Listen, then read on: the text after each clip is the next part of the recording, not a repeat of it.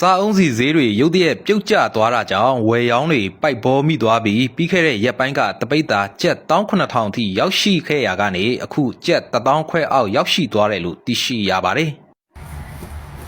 ဟိုတရက်ကိုဘယ်လောက်ရတယ်ဆိုတော့ပုံမှန်တော့မရှိရစီဒီအနေများပါမူတည်တယ်ပေါ့စီဒီများရဲဆိုရင်တရက်ကို1000ကျော်ရရ1500လည်းရှိတယ်ဟို1500ထက်ကျော်သွားတာလည်းရှိတယ်ပေါ့ဒီကလို့စီဒီနဲတဲ့ရဲဆိုရင်5 600 900တော့ပုံမှန်ရတာပေါ့နော်အနေများပါမူတည်တယ်ပေါ့မြန်မာဝင်နေဆိုရင်တော့တရက်ကို3သိန်းကျော်လောက်တော့ရတာပေါ့ အားလုံးပဲမင်္ဂလာပါဒီတစ်ခါမှာတော့စီစေးတွေအစမှတ်တာထိုးကြတော့တာကြောင့်ဝယ်ရောင်းသမားတွေရှုံးပေါ်နေဆိုတဲ့ဖြစ်စဉ်ပါဝင်ဒီကနေ့အထူးကြသတင်းကြောက်ရလေးတွေကိုစူးစီးပေးထားပါတယ်ဆိုတော့ဗီဒီယိုလေးကိုစလိုက်အောင်ပါ စာအုံးစီဈေးတွေရုတ်တရက်ပြုတ်ကျသွားတာကြောင့်ဝယ်ရောင်းတွေပိုက်ဘောမိသွားပြီးပြီးခဲ့တဲ့ရက်ပိုင်းကတပိတ်တာကျပ်19000အထိရောက်ရှိခဲ့ရာကနေအခုကျပ်1000ခွဲအောက်ရောက်ရှိသွားတယ်လို့သိရှိရပါတယ်2026ခုနှစ်ဧပြီလ10ရက်နေ့မှာစာအုံးစီဈေးနှုန်းဟာ10ပိတ်တာတပုံးကိုကျပ်3သိန်းခွဲအောက်ရောက်ရှိခဲ့တယ်လို့ရန်ကုန်ဈေးကွက်မှာဆိုကျပ်3သိန်း2500အထိဈေးကျဆင်းသွားခဲ့တယ်လို့သိရပါတယ်ပြီးခဲ့တဲ့ရက်ပိုင်းတွေတုန်းက10ပိတ်တာကျပ်3သိန်း6000ကနေကျပ်3သိန်း9000အထိပေးဝယ်ခဲ့ရတာကြောင့်ကျပ်2000ကနေကျပ်9000အထိဈေးကျဆင်းသွားတာမို့ပိုက်ဘောမိသွားကြတဲ့အခြေအနေပါအခုလိုရုတ်တရက်ဈေးပြုတ်ကျသွားရခြင်းဟာပြည်တွင်းကိုစားအုံးစီတင်သွင်းလာမဲ့အခြေအနေလက်ကျန်ပမာဏအပြင်တကြံကာလအတွင်းပါတင်သွင်းကြမဲ့အခြေအနေတွေရှိနေတယ်လို့သိရပါတယ်ဟော်မို့ရေလက်ကြားသတင်းကြောင့်လည်း73စီဈေးအပြင်စားအုံးစီဈေးတွေပါကျဆင်းလာမဲ့သဘောလို့ယူဆရပြီးစားစီဈေးကျဆင်းတာကကောင်းတဲ့သတင်းပါတချို့သတင်းတွေအရစားစီတွေဟာရေကြောင်းအပြင်တခြားလမ်းကြောင်းတွေကနေပါဝင်ရောက်လာတာကြောင့်ဈေးကျဆင်းလာနေတာဖြစ်ပြီးရန်ကုန်ရွှေပြည်သာဇုံမှာဆို10ပိတ်တာဈေးကျပ်32400အထိကျဆင်းနေပါတယ်မြောက် ဈေးကျသွားတော့စားသုံးသူတွေအတွက်အဆင်ပြေသွားတာပေါ့ဗျာ အော်ဒီလမ်းကြောင်းပွင့်လာတာကြောင့်ကောတကြံအတွင်းရောက်ရှိလာမဲ့စားအုံးစီဈေးတွေကြောင့်ပြည်တွင်းလက်ကားအယောင်အဝယ်ဈေးတွေကျဆင်းနေတာဖြစ်ပြီးလက်လီဆိုင်တွေမှာတော့ဈေးမကျဆင်းသေးပါဘူး ဟာဒေတာကြီးဟုတ်တော်ပင်မဲ့မှာပဲဗျာဟုတ်ပါ စီဒီထိုးတာတရက်ကိုဘယ်လောက်ရလဲRPပြန်ပေးပါဆိုလို့ဗီဒီယိုလေးနဲ့ပြန်ပေးလိုက်ပြီနော်တရက်ကိုဘယ်လောက်ရလဲဆိုတော့ပုံမှန်တော့မရှိရစီဒီအနေများပါမူတည်တယ်ပေါ့စီဒီများရဲဆိုရင်တရက်ကို1000ကျော်ရရ1500လည်းရှိတယ်1500ထက်ကျော်သွားတာလည်းရှိတယ်ပေါ့ဒီကလို့စီဒီနဲတဲ့ရဲဆိုရင်5 600 900တော့ပုံမှန်ရတာပေါ့နော်အနေများပါမူတည်တယ်ပေါ့မြန်မာဝင်နေဆိုရင်တော့တရက်ကို3သိန်းကျော်လောက်တော့ရတာပေါ့စီဒီထိုးမယ်ဆိုရင်ပေါ့နော်ဒါပေမဲ့တချို့ comment တွေမှာတွေ့တယ်ပေါ့ဒီထိုင်းနိုင်ငံမှာဒီလောက်အလုပ်များတာဘာကြောင့်ဒီ CD အလုပ်ကိုလုပ်ကြလဲပေါ့အရန်ပင်ပန်းတဲ့အရာပေါ့ဖြစ်နိုင်တော့မလုပ်ချင်ပါဘူးဒါပေမဲ့ပယံအလုပ်တွေပါဆိုရင်တရက်ကိုအနည်းဆုံး450 400လောက်ပဲရတာပေါ့ဒီ CD အလုပ်မှာဆိုရင်တစ်ခါလေဆိုတရက်ကို1000ကျော်1500အဲ့လိုမျိုးရတဲ့ခါကျတော့ဒီ CD အလုပ်မှာပဲဘယ်လိုပြောမလဲမိသားစုအတွက် ဒီကြီးပဲအနည်းဆုံး1000လောက်ရတယ် ပယံအလုပ်ကြတော့ဒီတိတ်ပြီးတော့အဆင်မပြေဘူးပေါ့တခြားနေသားအလုပ်တွေတက်ဆိုင်တော့ဒီလုံလေးကပို့ပြီးတော့အဆင်ပြေတယ်ပေါ့ပင်မလားဆိုတော့လေပင်မတယ်ဒီမျိုးအခိုင်ကြီးတဲ့ခိုင်ကြတယ်ခါနာမတော်တဆခါနာတာတွေပါပြီးတော့ဖြစ်တတ်တယ်ပေါ့နော်အဲ့တော့နည်းနည်းတတိလေးနဲ့လုပ်ရတာပေါ့ဒါပေမဲ့ဒီအလုပ်ကကြတော့ပင်မပတ်ဆိုင်အရာများတဲ့အတွက်ဒီလုံးမှာပဲပျော်မွေးနေတာပေါ့ ရေဦးကိုမမြင်ဘူးဆိုလို့ဒီမှာရေဦးလေးတွေပါဒီနေ့နော်အမေကြီးရေဦးလေးတွေကိုနော်စေးနီးတွေချက်နီးတွေကိုဟိုတင်ပြမလို့နော်ဟိုတူကျင်မလည်းတူမှာပေါ့ဒါအမေကြီးလောက်တက်ကိုလောက်တာကိုပြတာနော်ရေဦးကိုတချို့ကြမချက်တတ်ဘူးတဲ့ရေလေးချက်ပါအောင်တချို့ကြရေဦးမချက်တတ်လို့တဲ့အဲ့ဒါတူမလေးကလည်းစား ဒီထဲမှာရေအုပ်စားဖို့တဲ့သူတွေရှိလာဗျရှရင်လည်းမှန်ကပ်ပေးပါအောင်နော် ညနေရေဦးမချက်တတ်လို့ ကျွန်တော်ကတော့တခါမှမစားဘူးဗျ မေးချက်ခိုင်းလို့တူမလေးတွေရောအရင်ဟွာတွေဟိုမီးတွေရောစားဖို့မီးလေးစားဖို့ပေါ့နော်ရေဦးကိုဒီလိုလေးဆေးရတာပါနော်ဆေးတာကိုပြမယ်မေးရဆေးတာကိုပြမယ်နော်ဒီမှာ အပြင်မှာတော့မြင်မှုတယ်ဗျရေအုပ်ဆိုတော့ ဒါတောက်ရိုးကဟာမဟုတ်ဘူးနော်တောက်ရိုးကတော့ကြာတောက်ရိုးကရေစင်းမှန်နေမယ်တီးတန့်ရှိတယ်မေးဒီလိုလေးဆေးရတာနော်ပြမယ် ဟိုကလောက်ပြတယ် ရေဦးချက်တာလေးကိုလည်းပြတာပါရေဦးမမြင်ဘူးတဲ့သမီးလေးတချို့ကရေဦးကိုမမြင်ဘူးတဲ့ပြပါဆိုလို့အဲ့ဒါပြတာနော်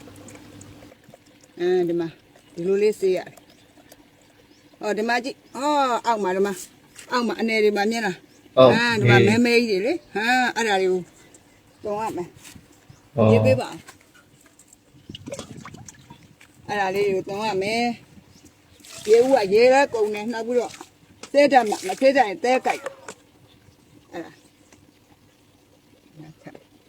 ရေဦးဆေးရတာဒါ3လီတာဆေးရတယ်နော်ဒီမှာ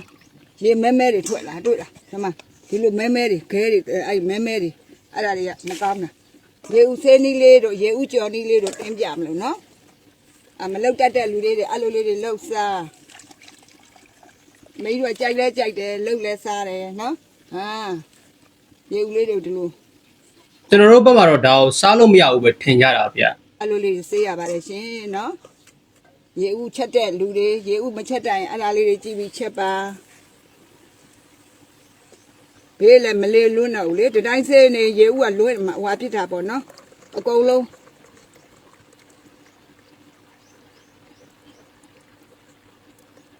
ဒါလေးဆေးရပြီးတော့လေဆေးလို့ရှိရင်ဒီမှာကြည့်မေးပြမယ်နော်ဒီမှာကြည့်ဒီမှာမဲကြီးတွေတွေ့လားအမမကောင်းတဲ့ဟာလေအဲ့လိုလေးတွေဆေးရပါတယ်နော် နေလေးပြန်စစ်က ရေကုန်တယ်အမေတို့ပြောတော့ကလေမယုံအမေတို့ငငယ်ရေဦးချင်ရေကုန်တယ်ဟေးအဲ့လိုပြောဘာမှမသိဘူးဒါနည်းနည်းကြီးလာပြီနော်ဒီလိုလေးလောက်ရတယ်ရေဦးမချက်တတ်တဲ့လူတွေအဲ့လိုလေးတွေလောက်ကြဒီမှာမဲကြီးတွေနော်ရေမဲတွေဖြစ်သွား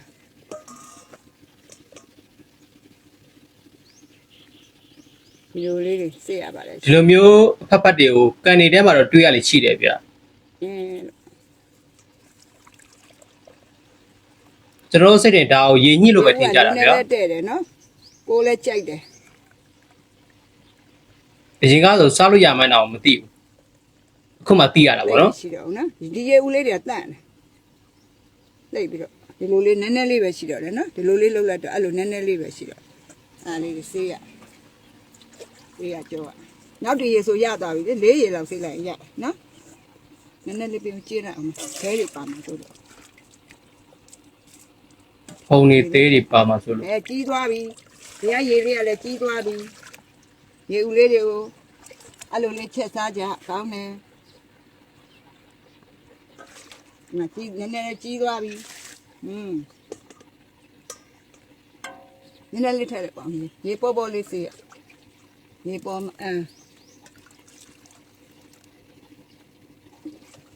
ရေများမှာတော့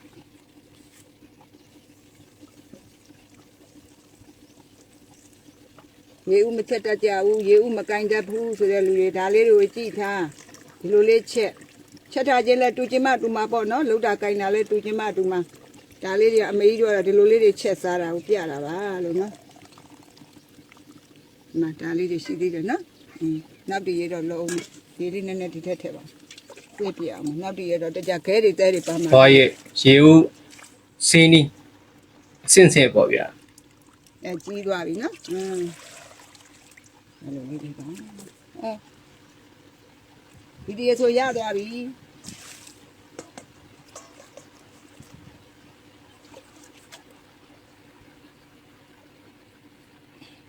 ရေဦးကလည်းသူ့ရာသီနဲ့သူပါဒီရာသီလေးမှာပဲရှိတာလေအမြဲတမ်းမရအောင်ဒီလိုနွေရာသီလေးမှာရေဦးလေးတွေစားရတာကောင်းမှာကောင်း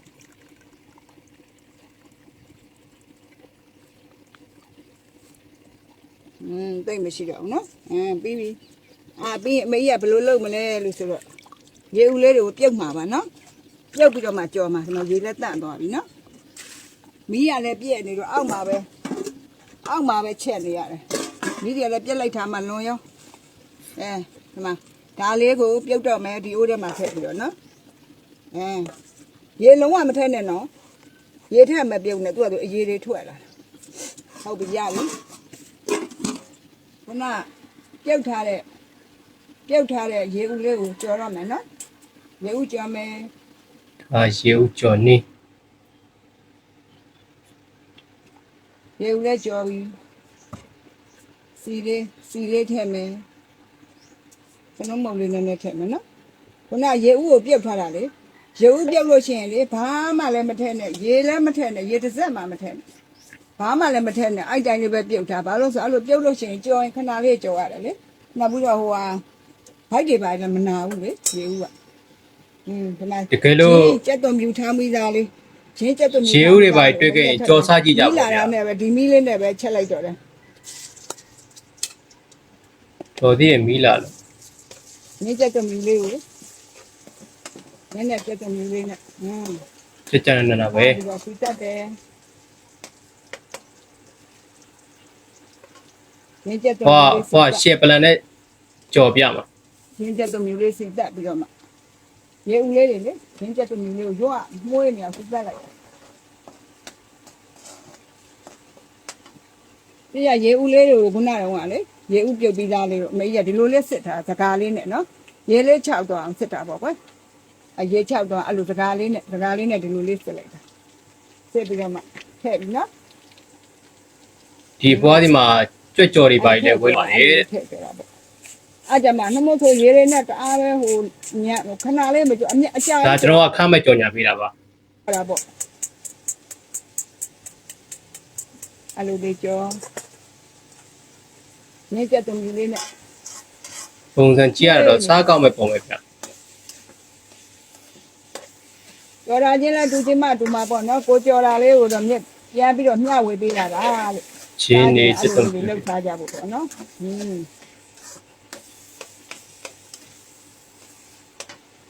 အော်ငပြိုင်လေးနည်းနည်းထည့်မယ် ဂျာနေနဲ့ပေါက်မယ်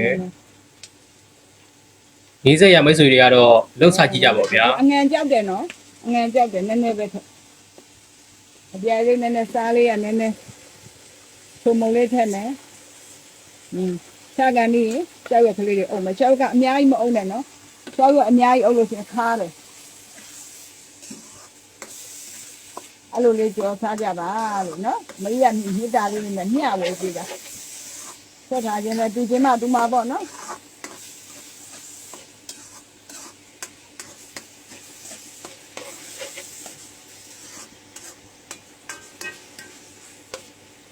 ကျင်းကျင်းနဲ့ကျွန်တော်တို့စားကြလာပြီဗျာ မီးရပြန်လာတော့ကိုကကို ရေဥကြော်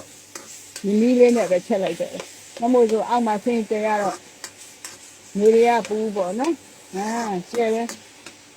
ရှယ် နာ ပဲ နေသူက6သွားတော့မယ်လေရေဦးလေးအဲ့လိုကြောစားပေါင်းမှာက